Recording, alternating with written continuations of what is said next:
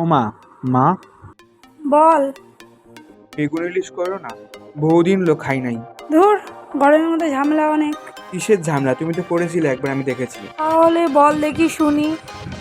ওই তো, প্রথমে মাছগুলোকে ভালো করে ধুইয়া হলুদ নুন মাইখা রাখতে হবে। তা কড়াই নিলা, তুমি সর্ষের তেল দিলা, দিয়ে মাছগুলোকে ভালো করে এপিট ওপিট ভাজা নিলা।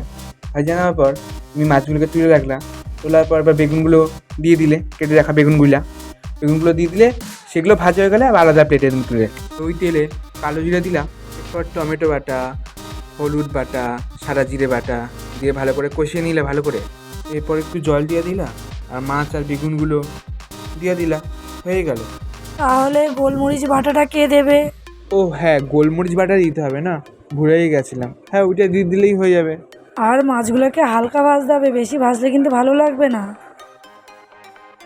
3 থেকে 4 মিনিট মশলাটাকে তো কষাবি, না তো তো ভালো লাগবে না খেতে, টেস্টি হবে না।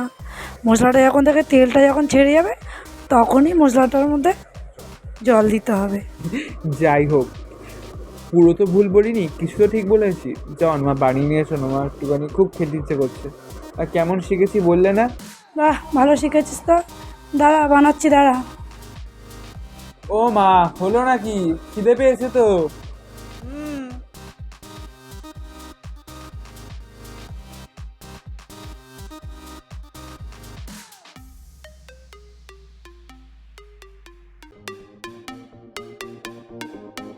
রংটা খুব সুন্দর এসছে কিন্তু মা, মানে দেখেই খুব সুন্দর লাগছে। আর গন্ধ তো অসাধারণ।